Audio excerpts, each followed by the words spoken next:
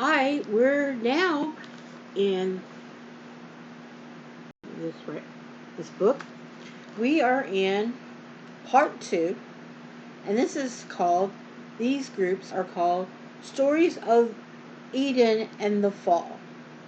And these are from, just, there's really no illustration on this page other than this one that was at the bottom at the end of at the end of part 1, story 10. That was all that was on there. Okay, turn the page. And now, part 2, story 1.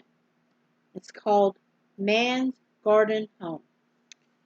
Okay, the illustration. Yes, there's a full page illustration. That's what it looks like. The caption reads, Adam and Eve loved each other, and everything God had given them. They were happy tending to his beautiful garden, so full of delightful vines, fruit trees, and fragrant flowers. And that's what it says. Now I will go and read the story. Let me make sure I got everything balanced so I won't accidentally knock this off, which happens. Oh, this from the outside. That's the way it looks like it's changed. That background's changed. Kind of really happened. Okay. Part 2, Story 1, Man's Garden Home. Somewhere amid all the wonderful wonder and beauty of the world which he had created, the Lord God planted a garden eastward in Eden, and there he put the man whom he had formed. And it says east of Eden, eastward in Eden. He made a garden eastward in Eden. Don't really say. Okay, let's go back. Have you ever planted a garden? Exciting, isn't it? Especially in the springtime when you sow seeds and wait for the little green shoots come up. And how thrilling it is, the flowers begin to bloom, the corn ripens, the cabbage and heads of lettuce get fat and hard and ready to eat. But when God planted the Garden of Eden, it was different.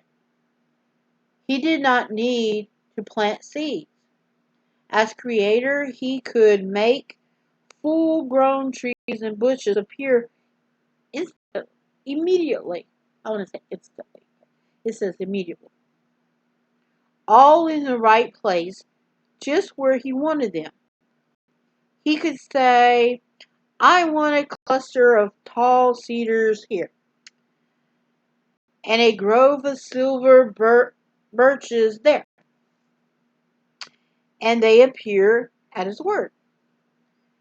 He could call for a hill to be covered in pine trees, another in redwoods, and another in oaks, and it was so. He could call for the valley to be carpeted, now we turn the page, with yellow buttercups, another with scarlet anemones. I had to think for a minute what this word is, but it's anemones. There's actually, and I'm not talking about the ones on Finding Nemo. They actually is a plant that is not in the sea that are called anemones. Scarlet now I forgot the word. Anemones. And others with sweet smelling hydrangeas. Ooh, hard words, these things. And so on. How glorious thus must have been in the garden home that he planted specifically for his beloved Adam and Eve. We can only imagine its splendor, as we think of some of the nature's wonderlands that we know and love today. You gotta think, back when this book come out, people were starting to travel in cars and things, and they would make special stops with the scene things.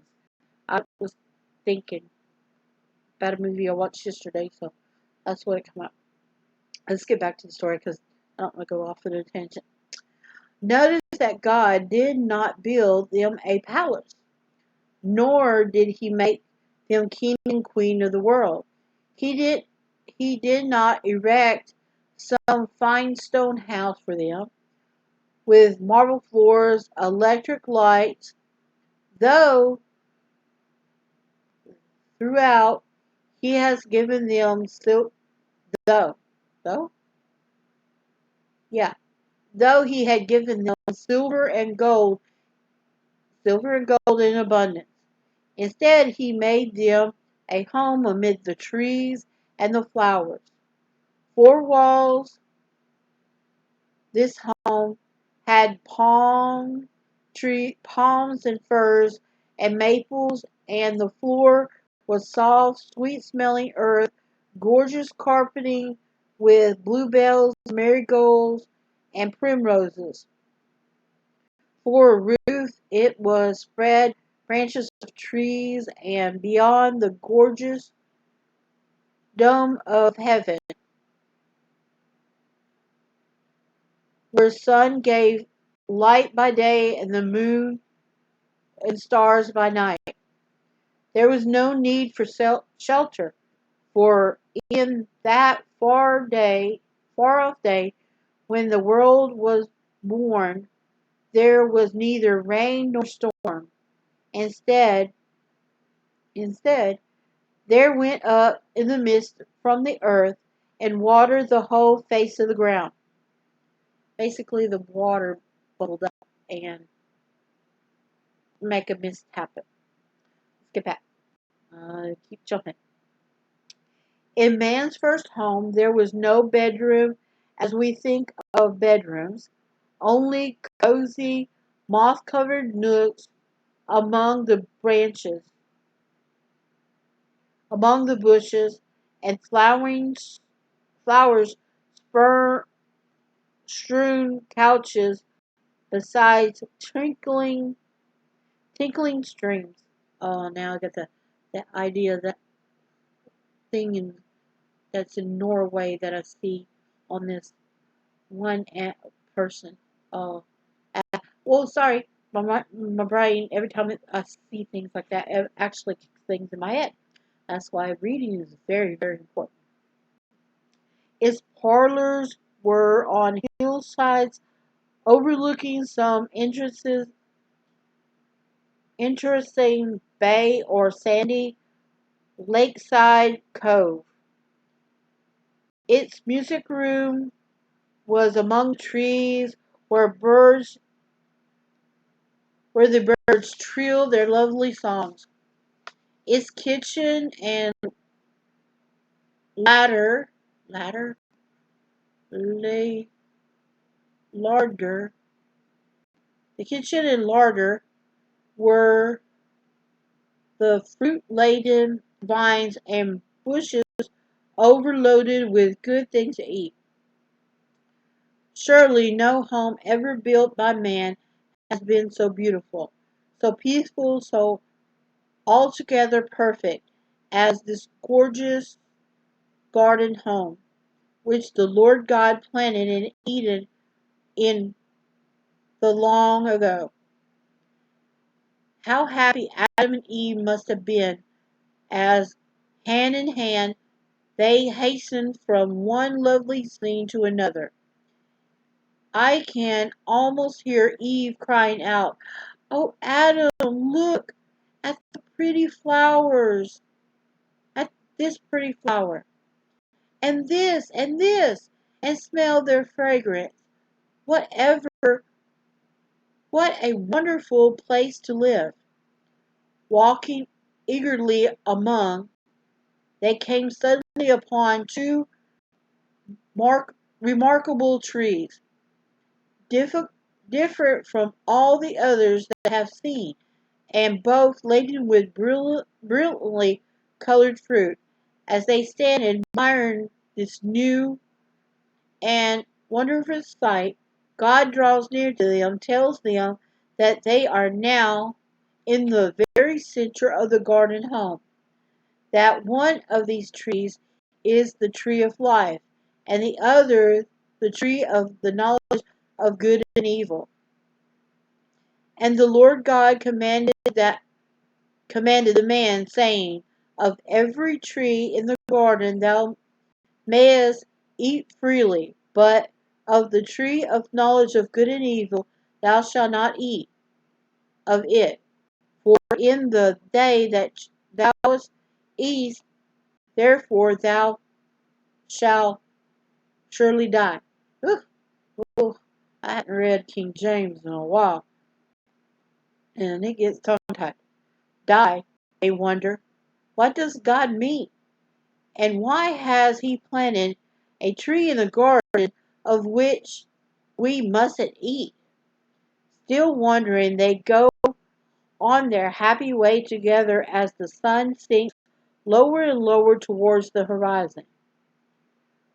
What a day it has been, and it, with its dawn of animals, with its dawn, the animals came, and of course, this one has an illustration, and apparently the stories get longer. Okay, now we go to another page, and let's get it up. With its dawn, the animals came, leaping out of the earth, and called at the call of their Creator. Then God made man in his own image, after his likeness. At last, crowning all with infinite wisdom, love, and understanding, he fashioned his most beautiful and perfect work, a woman. Oh, that's so sweet. And now this wonderful day is drawn to a close. Shadows are lengthening, birds are twittering in the trees, and strange sounds from the forest tell the animals tells that the animals, knowing by instinct that the night is near, grazing we- gazing well gazing yeah gazing westward at the blazing glory of the sunset, Adam and Eve stand awestruck as the sky is filled with wondrous colors and new beauty glows from every tree and flower. What can happen? They wonder. It is is their beautiful world coming to the end so soon? But not Jesus, but God whispers to them, this is but a sunset. Watch for the glory of the dawn. And God saw that everything that he had made, and behold, it was very good. It was very, very good. The earth, the sea, the trees, the flowers, the animals, all was perfect as God could make them. And now this happy pair of human beings, so stately, so beautiful, so sweetly innocent, bowing in reverent worship to their Maker. What more could even he desire? Creation was complete. God's work is done. The purpose of love is fulfilled. No wonder heaven rings with his praise at once more. The stars sing together, and all the sons of God shout for joy. And that's the end of the part two, story one. And yes, there is an illustration, and it is of a sunset. It looks like a watercolor to me.